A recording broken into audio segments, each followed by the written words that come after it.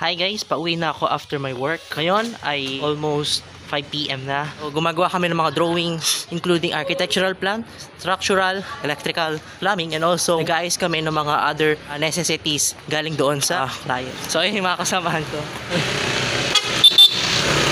So yun, mga geodetic engineer sila. Sila naman ay mga nagsusukat ng mga lot ng mga clients namin. Sa video na to, samahan nyo ako sa aking journey wala sa pagkuha ko ng IIEE membership, ang aking oath-taking, and also sa pagkuha ko ng PRCIE. So before that, I hope na nakasubscribe kayo sa aking YouTube channel by clicking the subscribe button sa ilalim ng ating video. And if ever na gusto nyo maging updated sa mga ginagawa kong video is, make sure na i-click nyo yung notification bell and select all. Okay? So yeah, let's proceed. Flashback.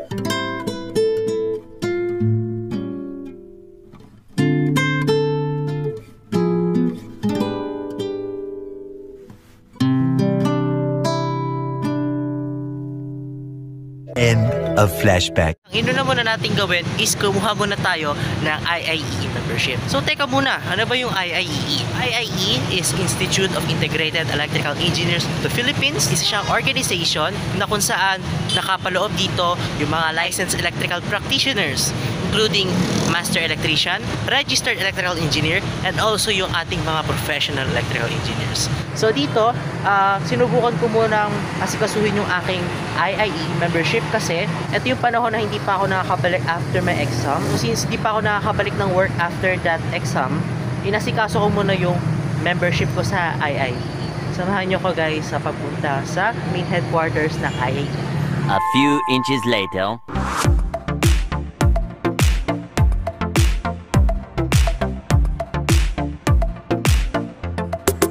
Just then. Makaalis lang natin from IIEE building dito sa Quezon City. Finally, na-claim na natin yung ating ID. So ayan, ito na yung ID natin. And yeah, member na tayo ng IIEE. So kasama doon sa binayaran ko for membership is yung IIEE PIN. So ito yung ating PIN. So itong PIN na to is gagamitin natin sa ating oath-taking. Ilalagay ko to sa aking barong. I hope na mag-fit yung PIN na to sa barong na isusuot ko. Okay? See you na lang sa oath-taking ko sa SMX Convention Center. Much later.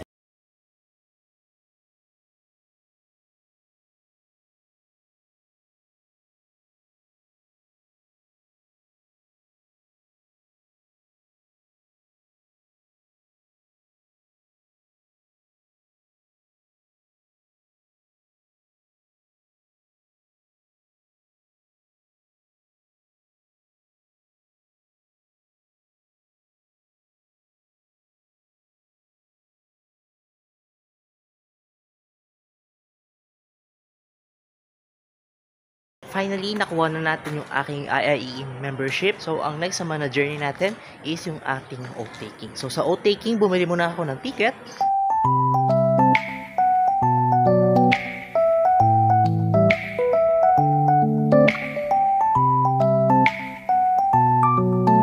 So, yung binili naming ticket is para sa accommodation namin sa venue doon sa Pasay City. And after that, ang ginawa naman natin is nag-undergo na tayo sa ating oath-taking. So yeah, tara guys.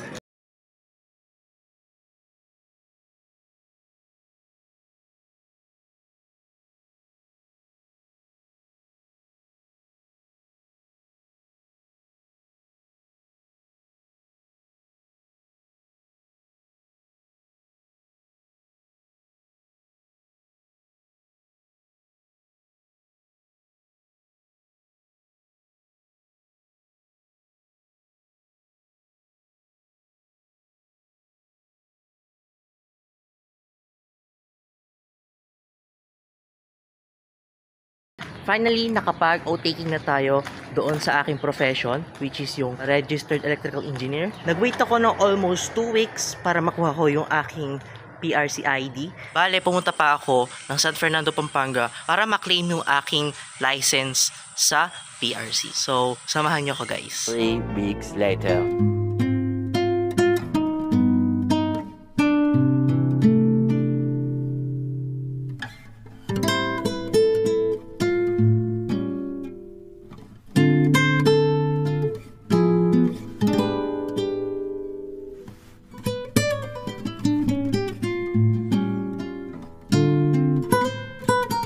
much later that the old narrator got tired of waiting and they had to hire a new one. Finally, andito na tayo sa Star Mills. So, dito natin kukunin yung ating PRC ID and para ma-process na yung aking ID. So, tara.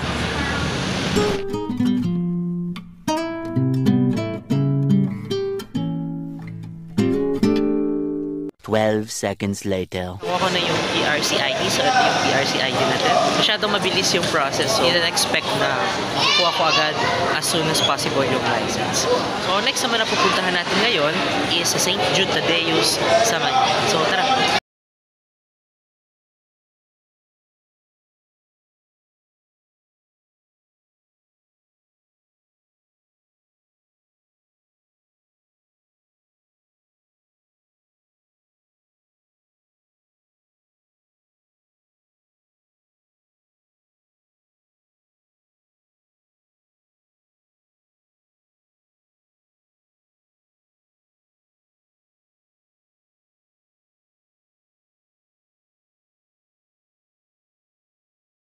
Later.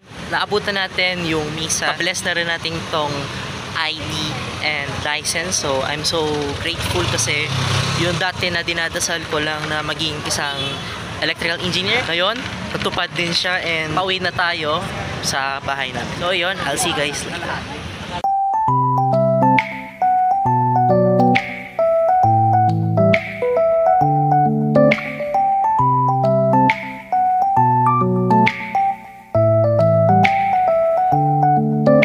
Soon after. Finally, na-claim ko na yung aking PRC ID and also naipabasbas ko na rin ito sa St. Jude Tadeus sa Manila. To end this video, no, I hope na na-inspire ko yung iba sa mga magde-take ng registered electrical engineer dahil napakahirap ng struggle na dinaanan ko despite na self-review yung ginawa ko. Also, sana maging inspiration ito ng mga gustong maging engineer. By that, I'm going to say thank you so much guys sa pagsama sa aking journey and I hope that I will see you in the next my video.